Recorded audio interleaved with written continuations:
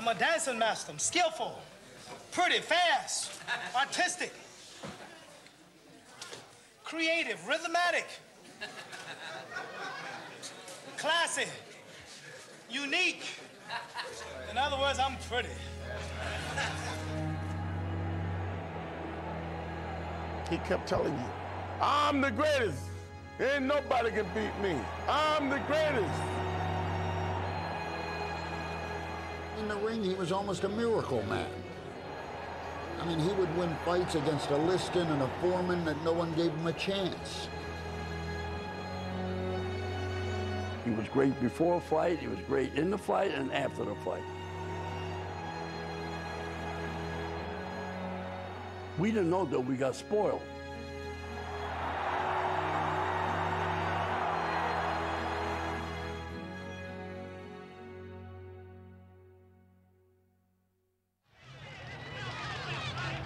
Few men have dominated their sport more than Muhammad Ali. But this was a champion, an athlete, a star, with a unique magnetism, a man directly associated with his times.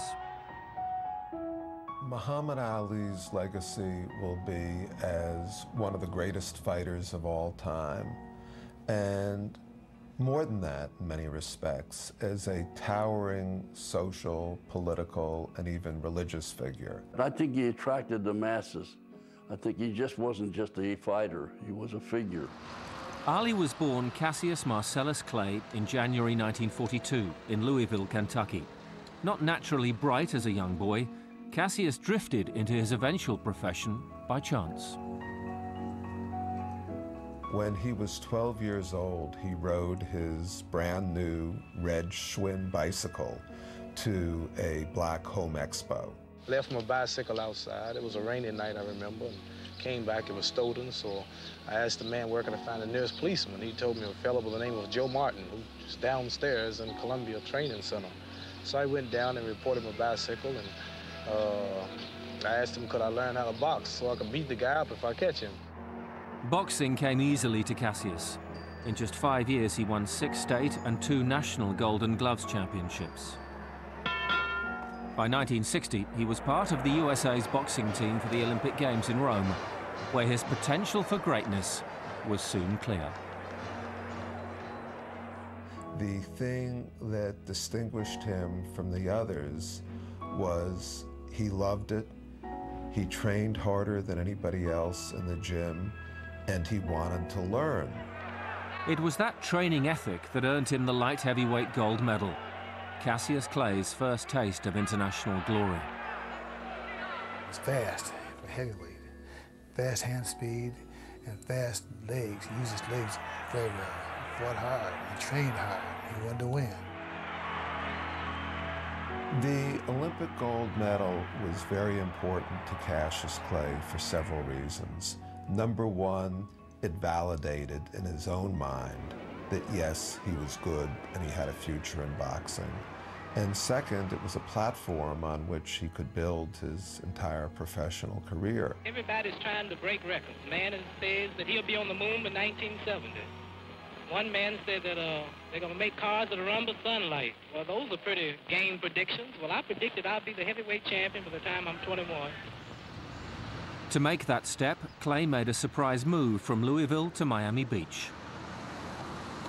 It was here at the 5th Street Gym that he teamed up with trainer Angelo Dundee. That's when the Louisville group called me. They asked me how I would work with them. I told them very slow because I like to take my time. So they said, okay, great. So I said, fine. 20 minutes later, they got me on the phone. He's coming down tomorrow. He wanted to fight. He came the next day. And we've been together ever since. It's a true story. It's 1960. That was the perfect mix of a fighter and trainer. Angelo knew boxing. He was a good boxing guy. And most importantly, he understood that Cassius Clay was a unique talent and that he shouldn't try to change his basic style. I knew right away he wasn't that kind of a kid to take that kind of direction. I just teach him. And, innovate something. Hey, geez, that jab was terrific today. You put your knee into it and your shoulder. He would do it the next day because I sort of imitated what he wanted to do. I had no trouble teaching Muhammad. I made him felt he taught himself. And it wasn't just inside the ring that Clay was making a noise. He was gaining a reputation as a very flamboyant character. Colorful, young, and world Olympic champion, flashy. I'm too fast. He was the Louisville Lip. If he starts talking jive, I'll get him in 5. He was handsome, he was young. If he makes me sore, he'll fall in 4. He was a self-promoter, he was colorful. I'm the prettiest fighter in the ring today. That's my label. If he keep talking about me, I'll get him in 3. If that don't do, I'll get him in 2. He spouted poetry, you name it. If he run, I'll get him in 1. If he don't want to fight, he should stay home that night. Because he can rhyme and people like him, and he's talking about how pretty he was and all that. People like that stuff. They want to see it, and they want to see him do it, and they want to see him win the fight. As loud as I'm hollering, you call me quiet? I'm hollering loud because I can back up every word. And I'll whoop any man in the world, and I want everybody out there on TV to know it. I am the greatest. A win against British heavyweight Henry Cooper in 1963 saw the motor-mouthed upstart from Louisville set his sights on the world heavyweight title. In his way stood the formidable Sonny Liston. So the feeling was, by the time Cassius Clay got to Sonny Liston, that he would be annihilated. Liston was a 7-to-1 favorite, and most people thought it wouldn't go more than 2 or 3 rounds. There had been few more feared champions than Sonny Liston, yet Clay decided to bait the man he called a big, ugly bear. The things that came out of Cassius Clay's mouth as he prepared to fight Sonny Liston boggle the imagination. Yes, we went there with the bear collar. You know, the bear got loose. We tried to catch him. We bought some honey. We laid the honey on the sidewalk, but we couldn't trap the bear. 20 or 30 policemen took the bear in. We did a lot of study. I did an awful lot of study on Liston. See, if Liston hit you with his jab, you were in trouble. He had a tremendous hard jab. So my theory was surround the jab, don't take the jab. So this was the theory of beating Liston. And I knew my kid could do that. Dundee's kid took everyone by surprise, dancing around the slower, heavier Liston. By round 6, Clay had made the champion look like a sparring partner. Oh, he was a magnificent boxer. No, he wasn't a puncher. But there was a balletic beauty to his moves. All you have to do is watch the Sonny Liston fight. Even when he couldn't see, he just floated Baryshnikov in the ring. When the bell rang for the 7th round, Liston couldn't go on. He retired on his stool. And what's happened? Clay has won! Clay has won! It was beyond belief. It was fiction. It was one of these things, you know, it couldn't possibly have happened, but it did. I am the king of the world! Hold it, hold it, hold it. I'm pretty. Hold it, you're not that pretty. I'm a bad man. Wait. I shook up the world! I shook up the world! Joe, I shook up the world! Wait a minute, Cash, wait a minute. You must listen to me! Now listen to me. I am beat double! All right, hold it. Ladies and gentlemen, I must tell you this. I can't beat Joe, wait, hold it. They're booing the champ, but I don't think so. All right, tell us this. All right, Cash. Thank you. I've always said that I was the uncrowned champion, and I always had the feeling that I was the champion. As a matter of fact, I knew I was the champion before the fight, but nothing is like having the really owning the title and being recognized as the champion. What the new champion did next truly shook up the world. 2 days after the fight, Cassius Clay announced he was a member of the religious sect, the Nation of Islam, run by the controversial Elijah Muhammad. About a week after that, Elijah Muhammad gave him the name Muhammad Ali, and things were never the same again for Ali or for America. That's my original name. That's a black man name. Cassius Clay was my slave name. I'm no longer a slave. He was an entertainer.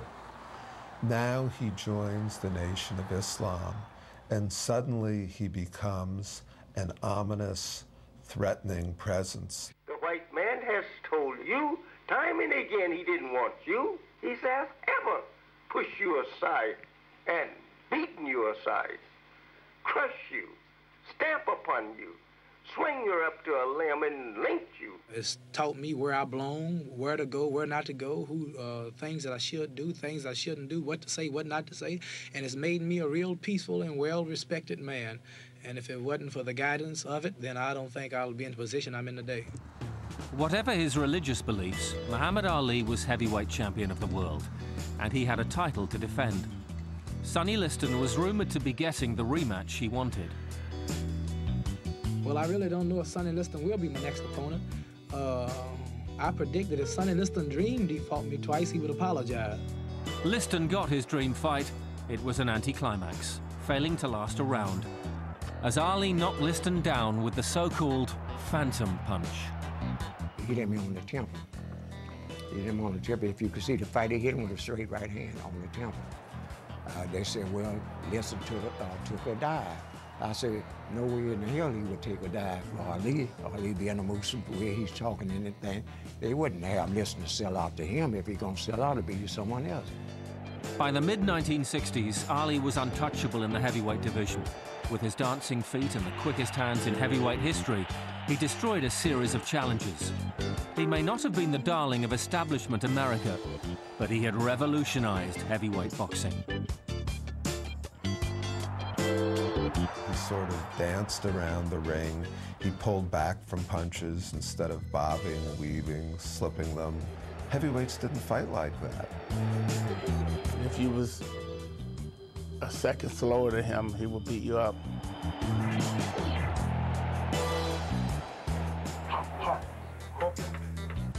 Jabbing and left hooking, jabbing and left hooking. Yeah, I'm a pretty fighter. He didn't float like a butterfly. Butterflies don't float. He flitted like a butterfly. He moved. Ali being Ali, controversy was never far away. This win against Zora Foley in March '67 would be his last for 3.5 years. His reputation in America plummeted even further when he refused induction into the US Army to fight in Vietnam. Ali was stripped of his title. He was threatened with a jail sentence. I will say directly, no, I will not go 10,000 miles to help or kill innocent people. Ali fit perfectly with the 1960s, and not only did he mirror his times, he helped shape them.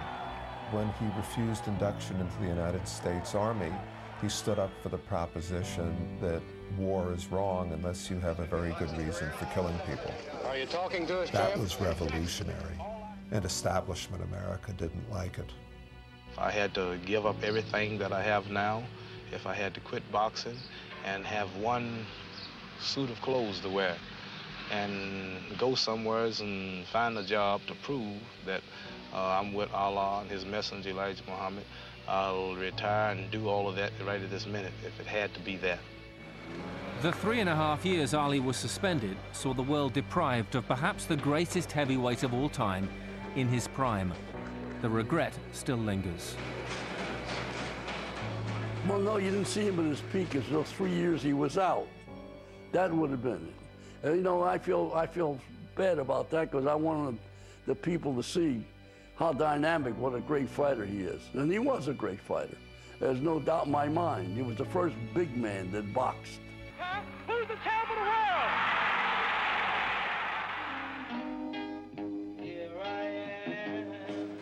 While Ali served his suspension, boxing got a new heavyweight champion, a powerful fighter from South Carolina, Smokin' Joe Frazier.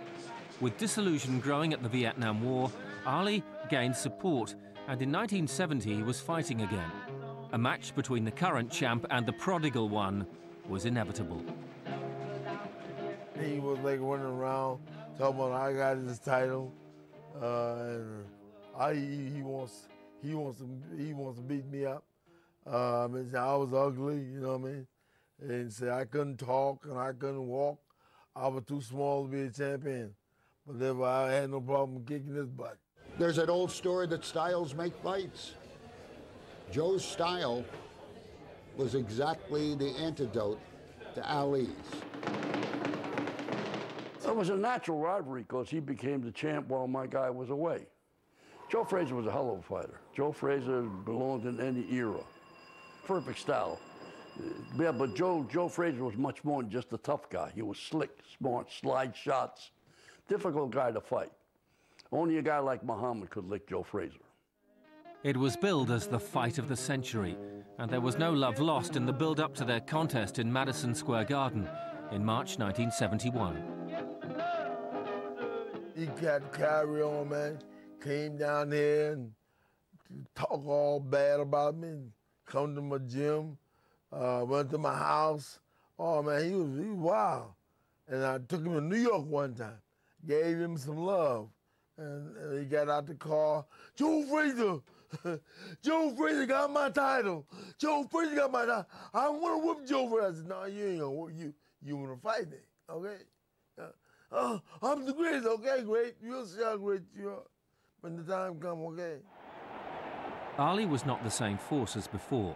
Frazier won a unanimous points decision, inflicting Ali's first pro defeat. No, he ain't no fighter. He's a boxer.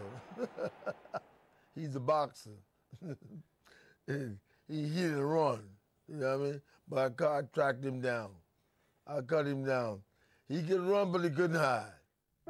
It would be another 3 years before Ali would have the chance to win back his title, in a fight with a difference, in the African nation of Zaire. The new champion, George Foreman, had destroyed Joe Frazier in 2 rounds.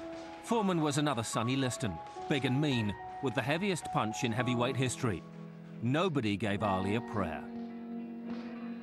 The thought was not that he wouldn't win, but that he would get killed. You know, Foreman was invincible. He was the man Jack met at the top of the beanstalk. He did a lot of boxing, and Ali did a lot of running. He had everybody at Boumaier, Ali, Boumaier. Ali, Boumaier, Ali, Boumaier. Everywhere you go, Ali, Ali, Ali. People, he had everybody going crazy. I mean, all the Africans in the world was going crazy because it was Muhammad Ali. When I meet this man, if you think the world was surprised when Nixon resigned, wait till I whip Foreman's behind.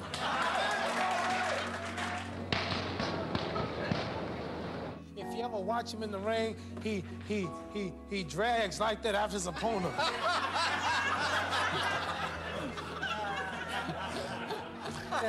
and how's a mummy gonna catch me? Ali called him the mummy. That's what he fought like.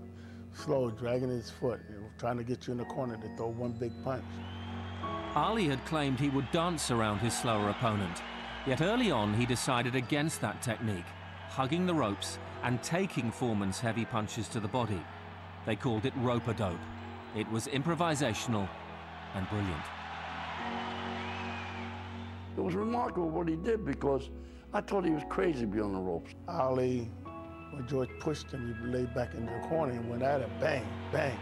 Ali like this, and that's how he discovered the rope-a-dope. He didn't plan it. He just happened to get caught in the corner and couldn't get out. So he put his hands up there. He said, "Oh, let this guy keep back." Because George, whoa, whoa, whoa, whoa, whoa, whoa. And if you hit a heavy bag like that for 3 minutes, 4 minutes, 10 minutes, you're going to get tired. And that's what George did. He got tired. So tired that Ali delivered the knockout blow in the 8th round to regain his world title. It's a credit to my guy, he was able to do all these things. And then what happened? George Foreman emptied his tank. There was no gas left, and that's what happened. It was a win to rank alongside his defeat of Liston. Ali had done the impossible again. His status as the greatest was no longer simply self-proclaimed. I told you all that I was the greatest of all times when I beat Sonny Liston. I told you today I'm still the greatest of all times. Never again defeat me. Never again say that I'm going to be defeated. Never again make me the underdog until I'm about 50 years old. Right. Then you might get me. He had to rely on something more than physical skill to win. And that's what ultimately decided him as certainly the greatest when the public acknowledged him and the critics of boxing finally acknowledged him as the greatest heavyweight fighter of all time. A year after the rumble in the jungle came the thriller in Manila. Ali decamped to the Philippines to take on his oldest enemy, Joe Frazier. And the animosity between the pair had reached a new level. Joe felt, and not, I don't think unjustifiably, that Ali demeaned him, and in many ways he did. Calling him a gorilla in Manila, calling him an Uncle Tom. Hey, it's Joe Frazier! Joe Frazier! Joe Frazier! Joe Frazier! Joe Frazier! Joe Frazier! All right, get him out of here. You make me nervous. Get him out of here, man.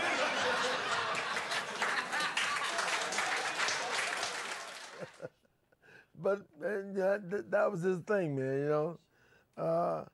Maybe he wasn't a bad guy, you know what I mean? Frazier and Ali had met twice before, Frazier winning the first, and Ali a low-key second bout. This would be the decider, and rarely had there been such brutality in the opening rounds. But as the fight wore on, Ali came into his own. At 13 rounds, we knocked the mouthpiece 5 rows back into that fight. So we won every round almost. You know, now if it had gone 15 rounds, he was going to knock Frazier out. 14th round, we almost decapitated Joe Frazier. So I'm telling my guy, great, you got the guy, you got the guy. And little did I know, he got up, the fight was over.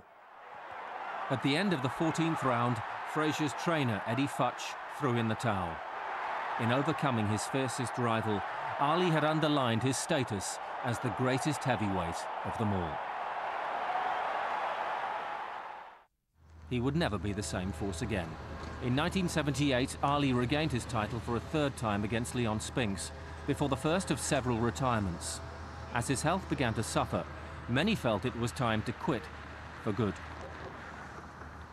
I've never in no time in my life felt I got a God-given right to tell a fighter when to stop. They have such a tough life. I think it's their right to say, hey, stop. Not for somebody to imply that he should stop. In 1980, he took on his ex-sparring partner, the new heavyweight champion of the world, Larry Holmes. A fight only Ali felt he could win. Easiest fight I ever had, no. I know I had to do a job. I know I wanted to be the champion, continue to be the champion, and I had to get rid of him.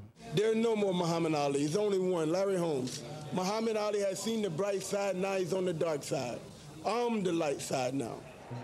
Holmes gave Ali a brutal beating from which he never really recovered. After retiring in 1981, he was diagnosed with Parkinson's disease in 1984. After the Parkinson, he would call me and talk approximately a minute or two, then he'd go into that slur. Now, I couldn't take that. A couple of times I cried after, you know, because he used to yabba, yabba, yabba, yabba, yabba, and to hear him just couldn't hardly talk. That was really bad, really bad. I hope to God they lick Parkinson and we can hear Muhammad talk again.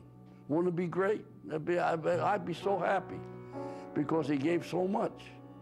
And people didn't realize his ordinary fights were big fights because he created them, he made them big.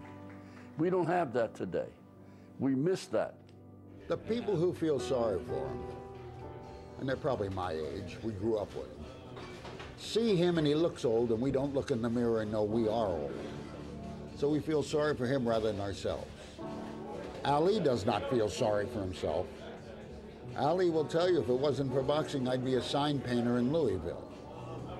He's very comfortable with what he did and accomplished, and he has no idea why people feel sorry for him. Even today, shuffling as he is, you can see people, it's like the Pope.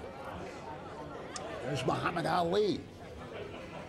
And eyes light up, and people remember. Or maybe it's just his name, whatever it is, I saw Muhammad Ali. He's that big, and that important, and that famous, but because he means something. 61 fights, 56 wins, 37 by knockout. The greatest heavyweight fighter of all time. But he was so much more than just a boxer. Muhammad Ali, a 20th century icon. I tell you, with Muhammad, there was always a happening. Even when he was a 4-round kid, it was a happening. And I've had happenings all my life with the kid. And look how fortunate I was. those memories, man, that I will always keep, you know, when the days that I was in the bus with Ali, the days when I was in Manila and in the Philippines and was in Zaire with them, you know. Those days I remember and I ain't gonna forget, man. How can you forget? He's like a glow. He just, my explanation with him is he gets more out of a wink, and I do it a whole recitation, talking about anything. He's that good. He's just a special human being.